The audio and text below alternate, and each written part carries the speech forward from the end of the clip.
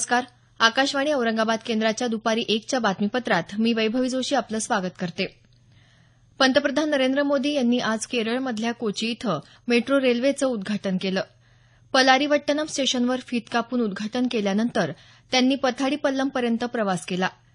यावेळी त्यांच्यासोबत केरळचे राज्यपाल पी सथशिवम, मुख्यमंत्री पिनाराई विजयन, केंद्रीय मंत्री व्यंकय्या नायडू आणि मेट्रोमॅन ई श्रीधरन उपस्थित होते.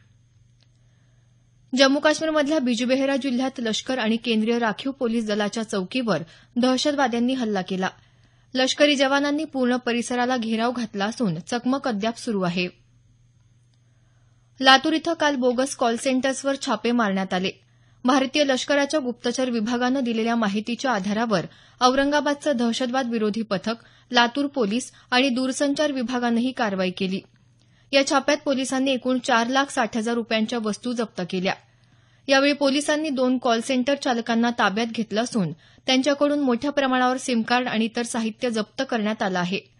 त्यांचा आंतरराष्ट्रीय रॅकेटशी संबंध असल्याचा संशयही पोलिसांकडून व्यक्त करण्यात येत आहे. या बोगस कॉल सेंटर्समुळे दूरसंचार विभागाचा आजवर तब्बल 15 कोटींचा महसूल बुडाल्याचं सांगितलं जात आहे.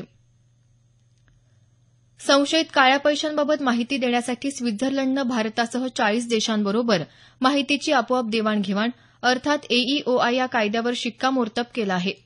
यामुळे या 40 देशांमधून कोणत्याही प्रकारचा काळा पैसा स्वित्झर्लंडमध्ये आल्यास संबंधित देशांना ही माहिती कळणार आहे. मात्र या देशांना अशा प्रकारच्या माहितीची गुप्तता आणि सुरक्षा या कायद्यांचं पालन करण्याचे निर्बंध आहेत. याबाबतचा राजशिष्टाचार पुढील वर्षापासून लागू करण्यात येणार असून पहिल्या संचाची माहिती संबंधित देशांना 2019 पर्यंत कळवणार असल्याचं स्वित्झर्लंडची सर्वोच्च प्रशासकीय संस्था दी स्विस फेडरल काउन्सिलनं म्हटलं आहे. गृहमंत्री राजनाथ सिंग यांनी पश्चिम बंगालमधल्या दार्जिलिंग जिल्ह्यात गेल्या काही दिवसांपासून होत असलेल्या हिंसाचाराच्या पार्श्वभूमीवर सुरक्षा व्यवस्थेचा आढावा घेतला. नवी दिल्लीतल्या सूत्रांनी दिलेल्या माहितीनुसार सिंग यांना यावेळी या भागातल्या कायदा आणि सुरक्षेबाबतची माहिती देण्यात आली. यावेळी गृहसचिव राजीव महर्षी आणि गृहविभागातले इतर उच्चपदस्थ अधिकारी उपस्थित होते.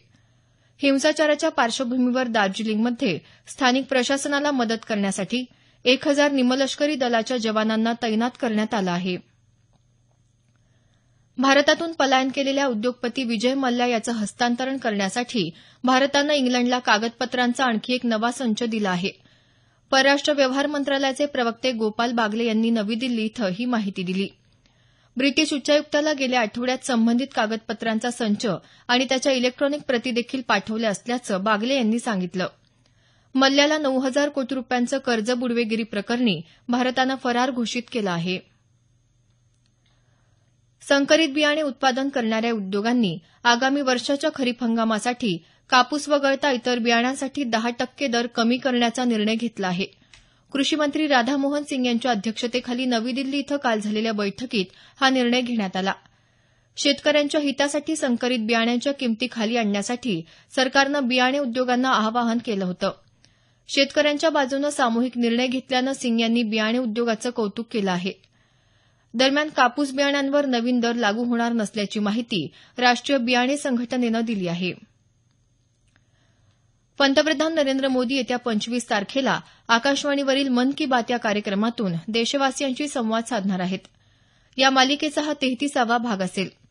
या कार्यक्रमासाठी नागरिकांनी आपल्या सूचना आणि विचार 1800117800 या निःशुल्क क्रमांकावर किंवा मायजीओव्ही ओपन फोरमवर नोंदवाव्यात असं आवाहन करण्यात आलं आहे. इंडोनेशियाची राजधानी जकार्ता इथं सुरू असलेल्या इंडोनेशिया ओपन बॅडमिंटन स्पर्धेत पुरुष एकेरी प्रकारात भारतीय बॅडमिंटनपटू के श्रीकांत आणि एच.एस. प्रणय आज उपांत्य फेरीतले सामने खेळणार आहेत. श्रीकांतचा सामना दक्षिण कोरियाच्या वान हो सून बरोबर तर प्रणयचा सामना जपानच्या काझुमासा सकाई बरोबर होणार आहे. या स्पर्धेत भारताचं महिला एकेरीतलं आव्हान संपुष्टात आलं आहे. तैवान इथं झालेल्या आशियाई ज्युनियर कुस्ती स्पर्धेत भारतानं एका सुवर्ण पदकासह 5 पदकं जिंकली आहेत. महिला कुस्तीपटूंनी 3 तर पुरुष कुस्तीपटूंनी 2 पदकं जिंकली.